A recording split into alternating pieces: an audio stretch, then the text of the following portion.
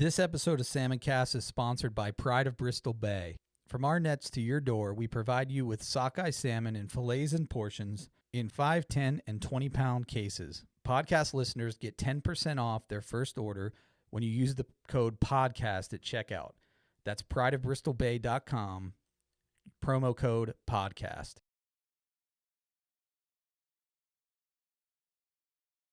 Welcome back to SalmonCast. We are back with another episode. This is a part 2. If you haven't heard part 1, you should go back and take a listen to that, where we talk about the organic or lack thereof of wild-caught salmon, and a little bit more in depth about sustainable food and how we source our protein sources. A great conversation that today we're going to get into a little bit more detail specifically about salmon and talk about the different types of salmon and a little bit of the details surrounding them. And I think that it's probably a good starting place for us to start with sockeye, since it is the species that Steve and the crew go and fish for every summer. So I guess we'll start there. Steve, the first question I would have, and this may be kind of a simplistic question or a newbie question, why is it that someone would choose to be a commercial fisherman for sockeye versus one of the other varieties? Well, the sockeye, the main fishery happens in Bristol Bay, Alaska. So the ecosystem there is one special place that really allows the sockeye to be in the numbers that they are. And it has to do with the ring of fire, the lakes, the gravel in the streams, to be able to produce the numbers of sockeye. There's sockeye in other parts of the world, but they're not in those numbers. And where else in the world do they commercially fish for sockeye? Do you know? Yeah, you can go about as south as the Fraser River. Sockeye used to run all the way down into California, but due to population and dams on the river and agriculture and overfishing, like that is all dissipated, and now it kind of like really kind of starts as you get to the Fraser River in British Columbia, and then coming north, Kodiak has a little bit. There's a few streams in southeast. You get to Copper River. I think that's probably the first big Alaska chain of or a strain of sockeye, and then you get up to Bristol Bay, and it's the meat and potatoes of the sockeye catch. And what other species of salmon can you fish for in Bristol Bay commercially? Well, all 5 species show up in Bristol Bay, but being the logistical nightmare of fishing in western Alaska and getting product, the logistics of moving product back and forth, and then the volumes, Bristol Bay is really just a sockeye fishery. There'll be times where they harvest silvers late in the season, and some buyers will stay open and a couple guys will hang around and fish, but it doesn't really pay for everybody to stay around. The numbers aren't as high in volume as the sockeye. So Bristol Bay is really a sockeye fishery with a little bit of harvest to some of the other species on the shoulders.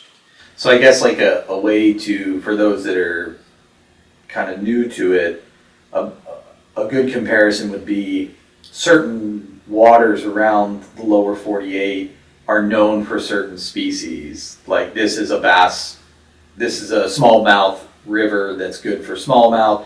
Doesn't mean there's not trout there, but that's where the species are targeted because of the population and the way it's made up. Yeah, and with the salmon, it really has to do with where they spawn. You know, some salmon will spawn in the rivers. Sockeye need the lakes and the tributaries that come into the lakes. So when you look at Bristol Bay from an aerial map, you'll see that there's these really big lakes in that region. And so that is what provides the nourishment for them to as the fry hatch and then live in the lakes for a year or two and then go to the ocean, where, you know, pinks in southeast will spawn in the river and then they go right back out as fry the next year, and they don't hold over in the same capacity because they don't need the lakes. Okay. We'll come back to sockeye in a minute. So let's do just a quick overview for those listening of the 5 different species that we are talking about today. I guess there is a very elementary way of remembering them that we'll use, but do you want to go ahead and just give us a rundown of the 5 different species, their names? Yeah, so the biggest of the salmon species is king salmon, also known as Chinook. And then sockeye is the most, I shouldn't say the most abundant, but it is the second most abundant, I would say, compared to pinks. And coho, chum, and then pink salmon. And they all have a variety of other names to go along with that. Okay. I think you said chum, is that keta? Yeah, Kita. Okay, See, keta, sorry, so, keta, tomato. Exactly. So I obviously know what your favorite is to fish for because that was the one that produces money. But what's your favorite species to eat?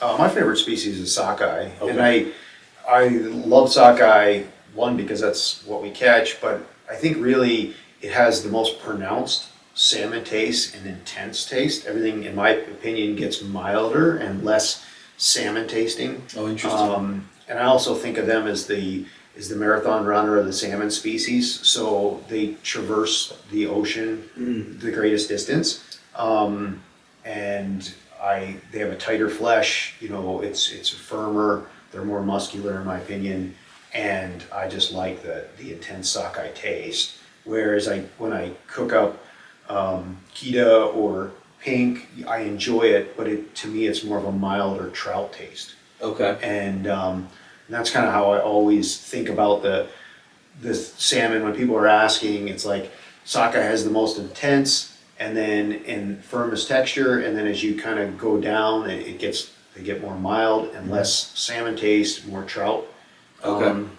taste, and the flesh gets softer.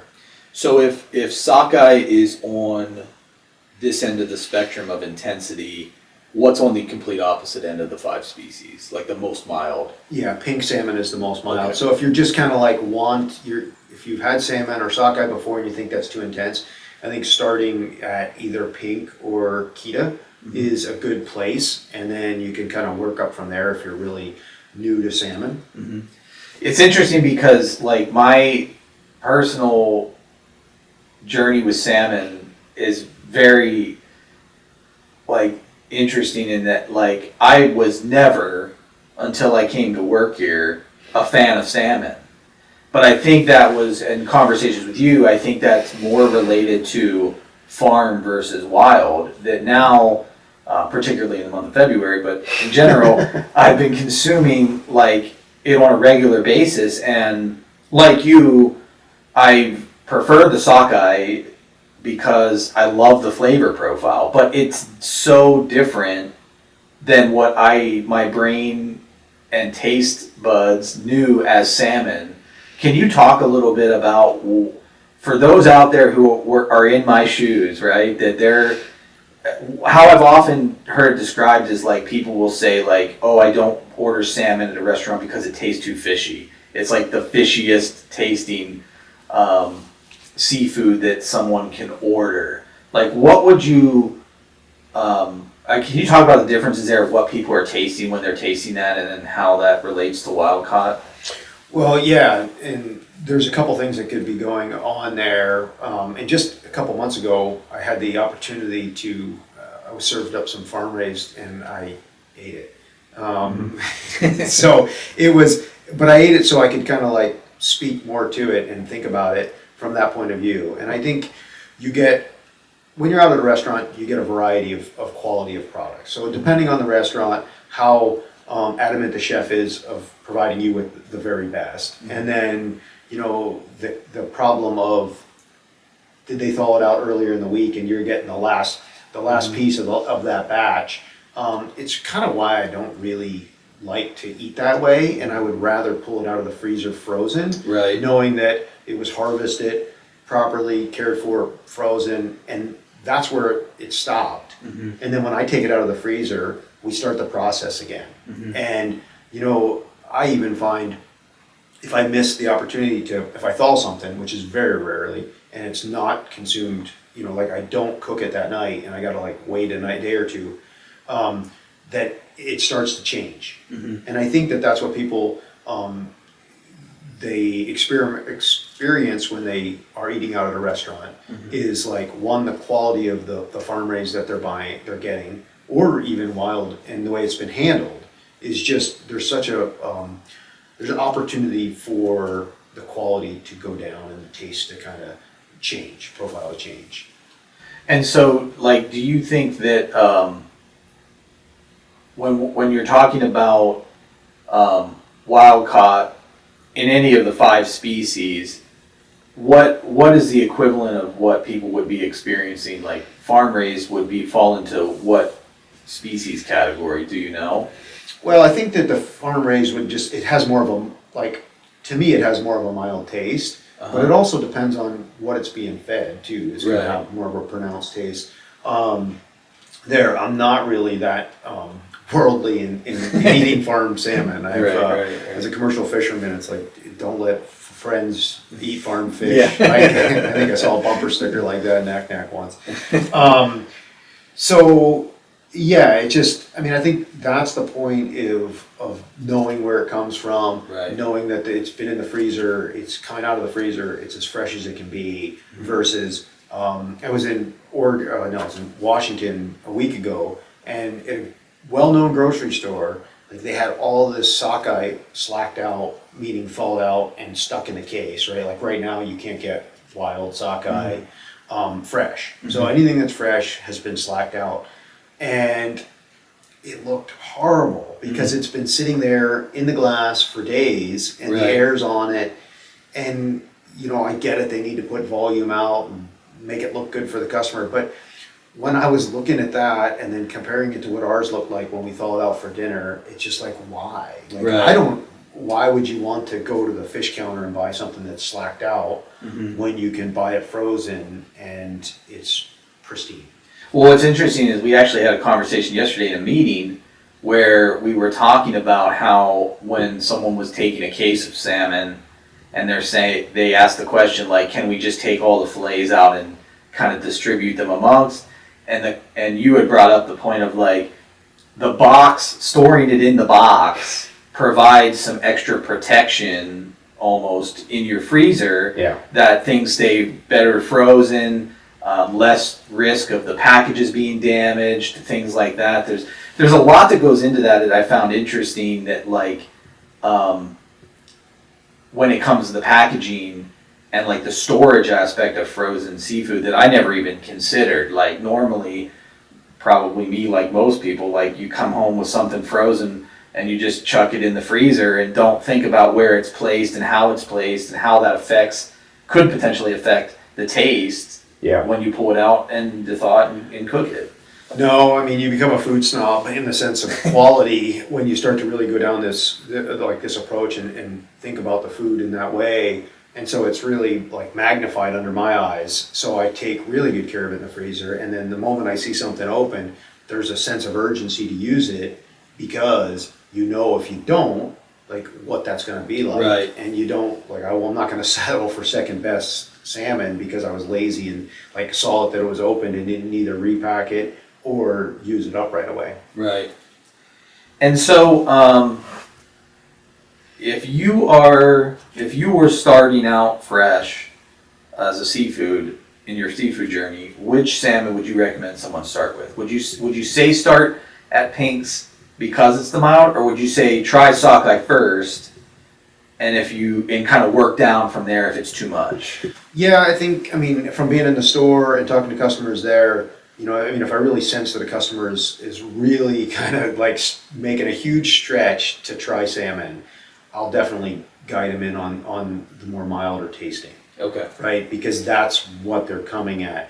If I'm talking to somebody that's much more eager and just interested to jump in, and not showing any sign of like, oh, I don't really like fishy, then I'll point them directly to sockeye. Okay. And if they're talking about health benefits, I'll point them directly to sockeye. Okay. How much of a step change is there when you go from pinks, Kita, coho, king, sockeye, between the taste profiles? Like, can you taste a major difference between the species as you go up? I can taste a major difference between like sockeye and pink. Mm-hmm. And then I think it's almost like a 25 or 20% step change as you go up the ladder. Okay. As it gets more kind of salmon intense tasting. Right. So that's the way I see it. And I think it's probably fairly accurate. And Do you use different species for different recipes, like, or what's your rule of thumb of why you would switch away from sockeye and purchase a piece of Keta or a piece of king? well, for me, it would be whether it was a price issue, Okay. a sensitivity to your wallet, Mhm. right? Like, I'm never gonna. A lady comes in the store and she's nourishing her kids and is looking for a protein and knows all about the benefits of salmon. I'm definitely going to push her in the direction of a price point if that's what I understand like it matters. Mm-hmm. If somebody says like, hey, I'm having my 10th anniversary and I want to really like cook a salmon recipe for my wife and have something that dazzles her, I would say like have a piece of king. Mm-hmm. And that's kind of the way I look at it. Mm-hmm. Is like if I really want to do something special, I'll get a piece of king. But otherwise than that, I'm going to eat sockeye, and because I feel like it's got the most nutritional value. And there's whether that's scientifically proven or not, I'm not quite sure. But the intensity, it's probably the intensity, right? Like I'm intense. I want something that's intense. I feel like I'm getting a better value out of that. So having that sockeye meets that needs, again, like price point allows you to kind of go down. The Kita, I'll use that for smoking. So if I'm doing a batch of canned, and you can use that. It's a great product to smoke and then put in the can. Mm-hmm. And again, it's at a better price point.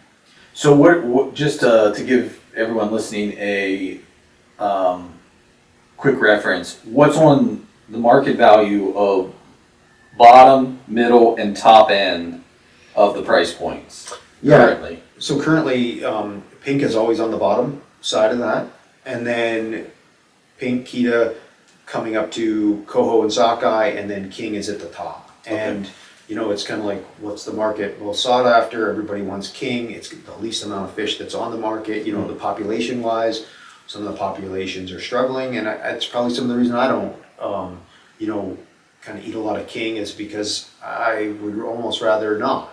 Right.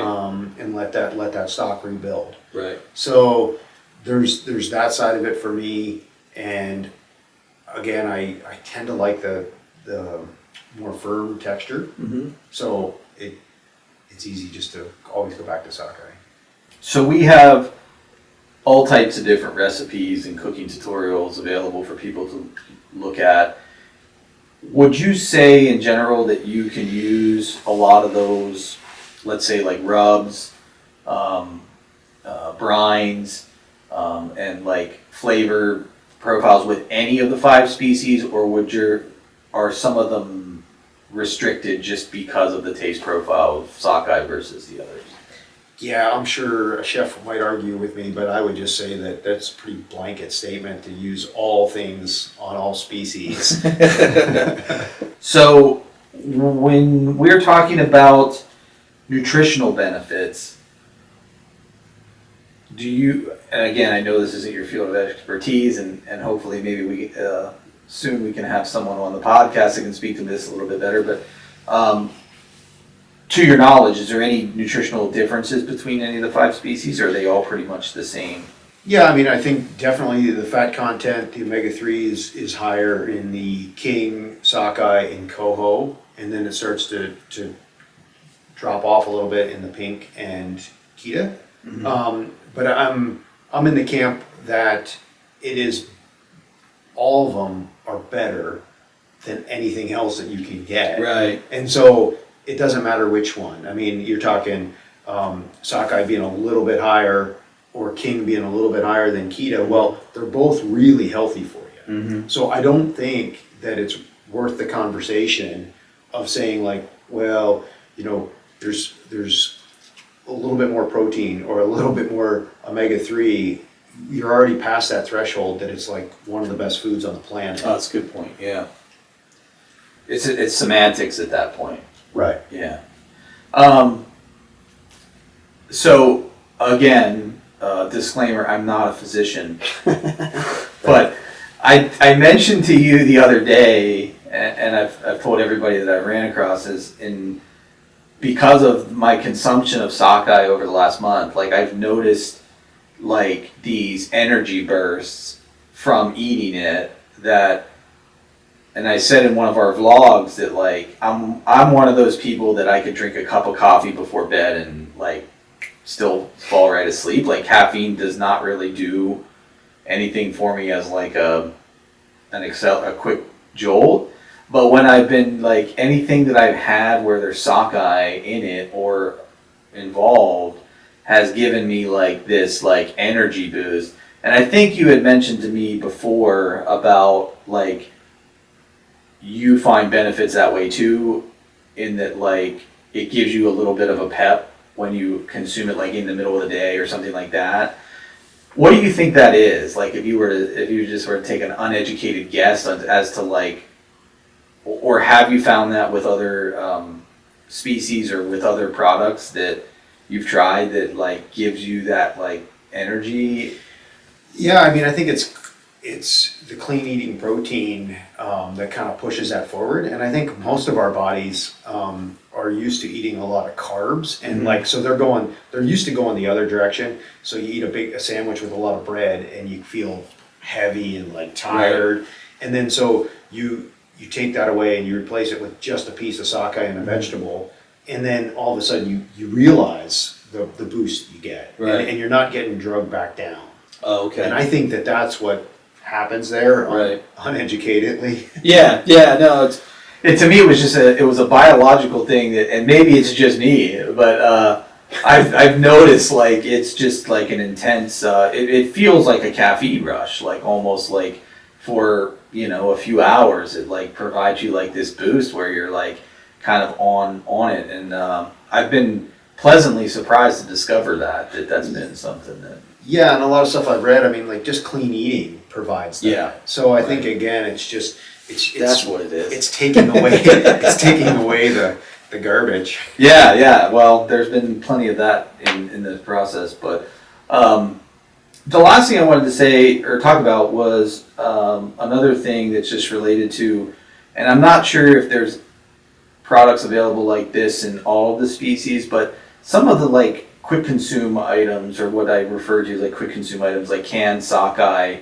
and we've had conversations about that the demand of that and who's used to eating that, and then the smoked salmon packs that we have. Mm-hmm. I think there's a name. Retorts? Yeah, we call them retort packs.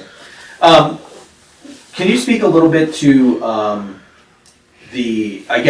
are those products available in other varieties, and where do you find those two particular products valuable in like the day-to-day life, and how do you integrate them?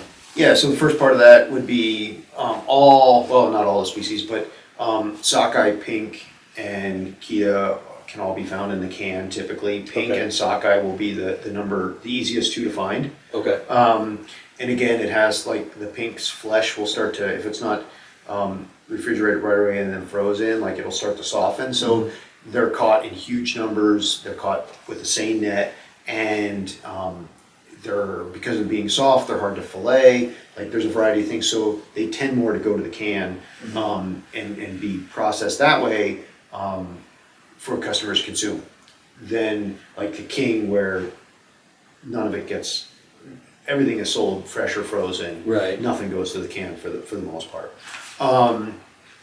And so that's kind of the breakup there. You can find all kinds of different brands of wild Alaskan, pink, and sockeye canned salmon. some are better than others. So like sort through that, and again, it's typically, the more expensive ones are better quality fish. And that's what you're looking for is the best quality fish going into the can produces the best quality canned product. For my day-to-day consumption, I really like having the sockeye canned in my office. I can just kind of open one when I need one. Some days I'll just eat it with a fork out of the can when I'm kind of in a hurry. Other times I'll have it with crackers or dump it on a salad. And that really works out well. We don't typically use it for like salmon croquettes or salmon cakes. And that was like a thing of the 60s and 70s. Oh, interesting. All a lot of older people are like, oh, I remember when my mom used to make it. And then it also goes back to an era when Bristol Bay was all canned salmon because we didn't have refrigerated boats and we didn't have fillet machines. And so, the fish would just be put into the dry fish holds and then taken to the processor, and then they'd can it and cook it, which would, cure anything.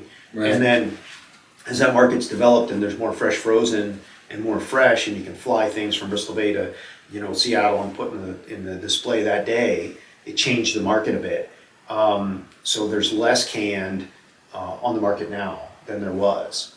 Well, that's what's interesting to me is like the historical aspect of like why it was so popular. Like that makes a lot of sense, and then kind of like dipping in popularity as the refrigeration and freezers update or increase. But the thing that I've noticed is how convenient it is of just a convenient package to be able to like on the go. You have access to like better protein than if you run through the drive-through and get a burger at McDonald's. Right. Like you can just keep these conveniently in your vehicle or in your office or in at your house, and just have like a high quality and the smoked version in the packs. Like I think of those out there that are into like getting out for the day, hunting, fishing trips, backpacking. Like they're so easy to just kind of throw in there, and then like you've got this high quality protein that to me is like way better than like stopping and picking up a pack of Jack Links, at the grocery store before you head out. And so I think I found that to be a very interesting source to be able to consume the wild protein kind of on the go. Yeah, no, and it goes back to your thought process on the salmon giving you energy. It's like, for a $5, $6, $7 a can salmon or a retort pack, you can't go into the groceries or the Unimart and come out of there for a lunch. Right. And here you're getting 6 ounces of protein. Right. Which is way better, gives you more energy. It's just really changing a mindset, and I think that it's been missed in people's upbringing of like what they're exposed to as far as food. Sure. But like my kids are eating smoked oysters, sardines, canned salmon, and they think nothing of it because that's what we do. And I once you can kind of get that into their normal diet, then it's just your normal go-to. Right. And it's not this big daunting like canned salmon, like get past the smell, or you hear all kinds of things from people. Right. But it's also like too, I think it's an availability issue. Like when people are trying to eat wild caught, they're assuming that if they go to the grocery store and see a can on the shelf that's not, and most times it's probably not. But with the convenience of like e-commerce, shameless plug, www.wildforsalmon.com, you can actually like buy it and stock it up, and then you have it like available to go. Like it's not something, I think sometimes there's a stigma of like, oh, if I order something like it's all frozen and it has to be prepared and I have to thaw it out. Like no, there's forms in which you can make it very easy and convenient. That's one thing I've learned this last month. Like you can make it really easy. It's not a burden to try to cook for every 3 meals or 3 meals a day. There's quick ways you can kind of get by and still have the wild caught philosophy. Oh yeah, and you can always, like, you cook a fillet of sockeye, you can always take what's left over for the next day and reheat it, or just eat it cold on a salad. So it's so versatile once you kind of like get past the comfort level of not being afraid to cook it and use it and eat canned salmon. There's just a lot of people that aren't accustomed to it. Right. Cool. Well, I think that's it for us for this episode. I do want to put out one challenge to you, the listener. Go out and get some variety of these 5 species and let us know, give us some feedback on what your taste preference was and how you enjoyed the different varieties and what you find today's profiles to be. And we'll see you next week.